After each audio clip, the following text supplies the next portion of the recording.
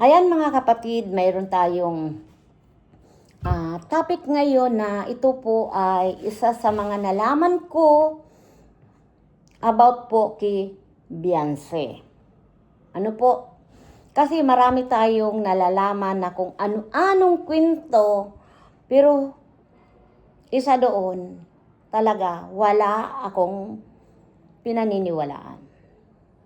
Gaya na po dito sa dalawang sponsor daw ko no na nagpanggap na sponsor pero ito po ay collector. Parang isang grupo na kayo po ay nag-iipon para lang po may maitulong kayo dito sa sinusuportahan nyo. Ano po? Ang tawag po dito ay sa amin ngayon ang tawag namin ay collector. Hindi sponsor. Dahil ang sponsor po, ang tunay na sponsor po, hindi nakikialam sa iyong tinutulungan. Ano po? Or magpaabot man tayo po kung sino yung nagbablog, magtumulong tayo, wala tayong pakialam. Kung tayo man tumulong, bahala ka na.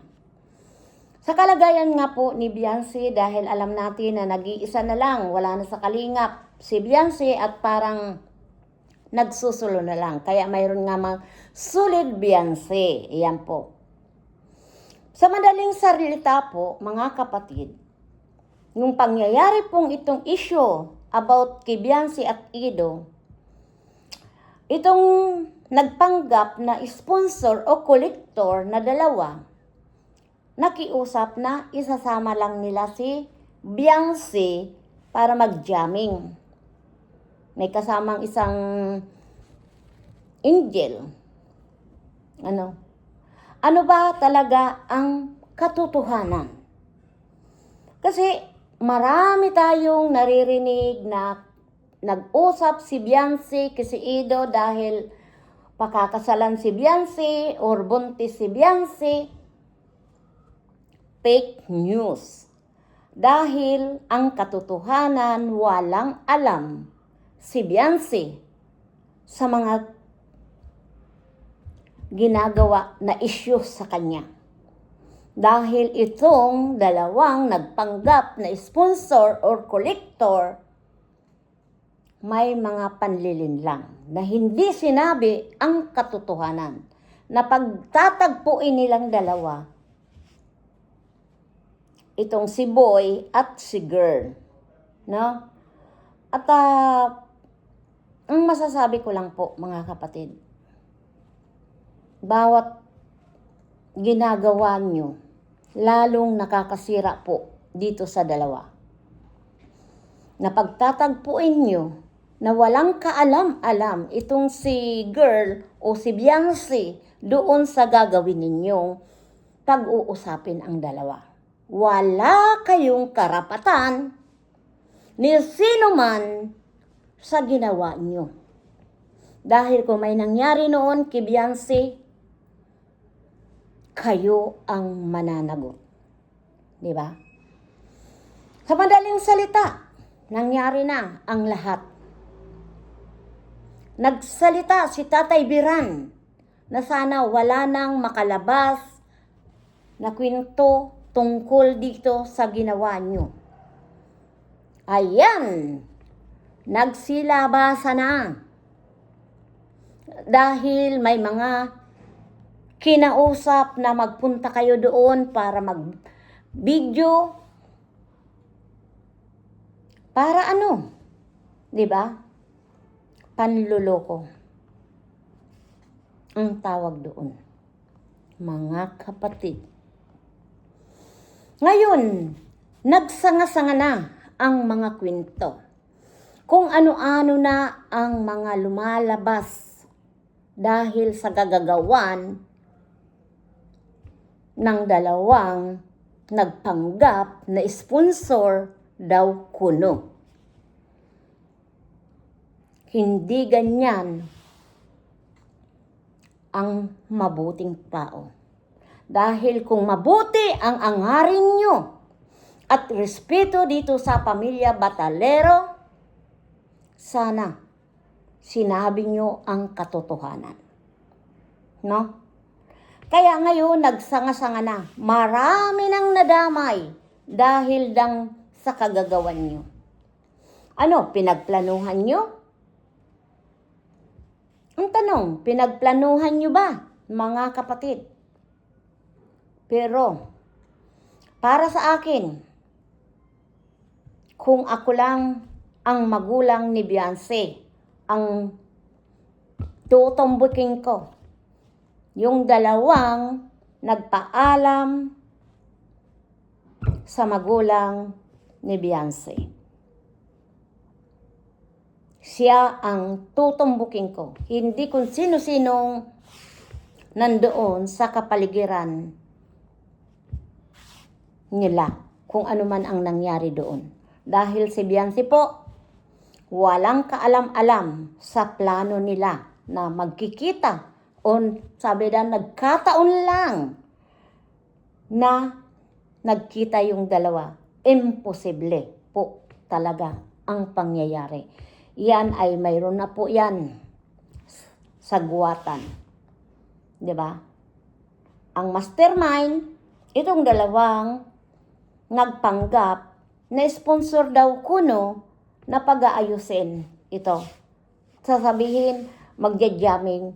Kaya ang payo ko lang dito kila Tatay Biran, sana Kinanay Ansel at kay Beyonce, huwag na basta-bastang magtitiwala. Trust no one. Ang lagi niyong gagawin. Dahil hindi kayo tinitigilan talaga. Nakakaawa na ang isang Beyonce na 19 years old pa lang ngayong September, pero pinagkakaisahan na. Diba? Wala ba kayong konsensya? Tanong ko, question mark. Wala kayong konsensya dahil pang sarili nyo lang na intensyon o makasira kayo ng ibang tao. Yun ang punto ko dito. Masakit man pakinggan, masakit man ang katotohanan, pero yun ang totoo. Nakikialam kayo sa buhay ng batalero. Yan ang katotohanan. Hindi tayo mga bulag, mga pipi, mga kapatid. Ang sabi nga nila, nakikisaw-saw ako. Bilang isang content creator o reactionist, ay nakapublic po yan. Yun lang po ang opinion ko. Bilang sponsor, reactionist, na tumutulong na walang hinihinging kapalit. Dahil ako, hindi ako nagka-problema pagdating ng pagtulong. Dahil alam ko kung saan ako lulugar. Alam ko kung papaano ang tumulong. Alam ko, napakasarap tumulong na wala tayong sinasagasaan tao.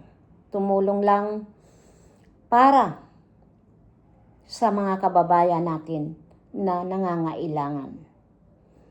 Di ba? Kung wala tayong matulong, panuurin lang natin ang mga video ng mga sinusuportahan natin like Daddy Frankie at ang kanyang team. Sapat na po yun. Dahil tayo naririto sa social media, kilalang mga charity. Kasi pag charity talaga po, yun lang po ang gawin natin. Hindi yung puro issue. Sa totoo lang, puro issue. Dudurugin ang tinutulungan. Gagawaan ng kwento ang tinutulungan like Beyonce. Ngayon, haantong sa mga demandahan Iba po. Iyan ang masakit na katotohanan dito po sa larangan ng charity. Dahil hindi na po makatarungan or charity ang napapanood natin. Puro kaso-kaso. Kaso-kaso po ang nangyayari ngayon sa social media. Ito ngayon ang tinatawag ang matira matibay. Mabuhay tayong lahat, ang may alam po. Huwag po tayong magpapalinlang o mapapaloko. Lawakan natin ang ating mga pang-uunawa. Tingnan natin ang tama o mali para po sa kabutihan ng lahat.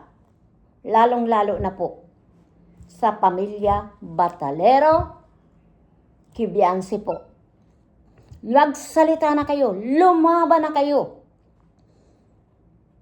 Pontereyan nyo kung sino yung nanloko sa inyo.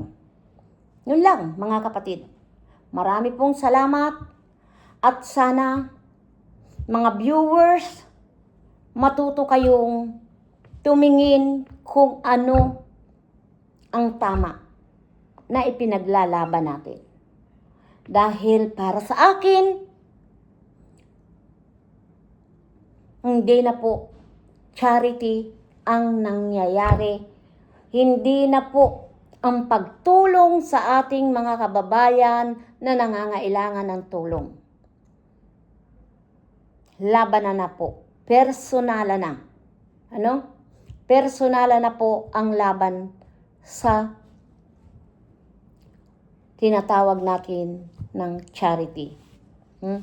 Kaya mabuhay yung mga taong talagang pagtulong lang sa kapwa natin na nangangailangan ng tulong.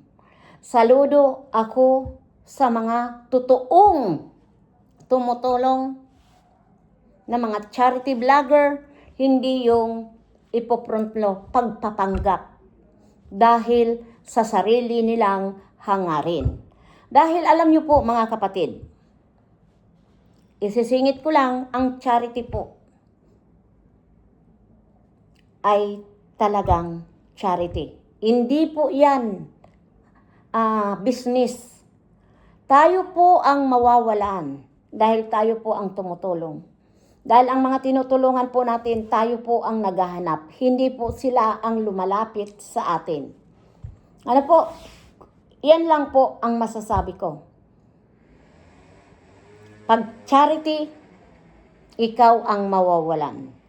Kung may sponsor man, bonus na lang yan. Kaya ako, marami po akong natutunan pagdating ng charity. Like dito sa Italia, Caritas at iba pa na mga tumutulong. Ano po? Ayan, maraming salamat po sa atin lahat, mga kapatid. Iyan lang po ang sasabihin ko na si Biansi po walang kaalam-alam ang pamilya Batalero sa ginawa nitong sponsor na napapagpanggap. Ano? Doon mo na lang malalaman yung mga nagsasabi ng katotohanan. Bakit maraming nakapaligid doon sa tagpuan nga sinasabi? Ang sabi nga ni Biansi, sana noon pa ginawa niya magpaliwanag. Hindi kung kailan siya nabas o nadurog ang pagkatao niya, saka siya kakausapin. Para ano pa? Di ba? Iyan po ang katotohanan, mga kapatid. Kaya wag tayong gumawa na kung ano-anong issue. Napakakasalan, nabuntis, anak ng tipaklaw. Ayan, hanggang dito na lang mga kapatid at sana po itong lahat ng mga nangyari dito sa social media, kapulutan po natin aral. At wag na wag basta-bastang maniniwala sa anumang mga sinasabi sa kapaligiran. At kung kayo may boses, Kayo mismo ang makakasagot niyan ng pawang katotohanan. Pamilya Bataleros. Hanggang dito na lang. Mabuhay tayong lahat. Bye-bye. We love you.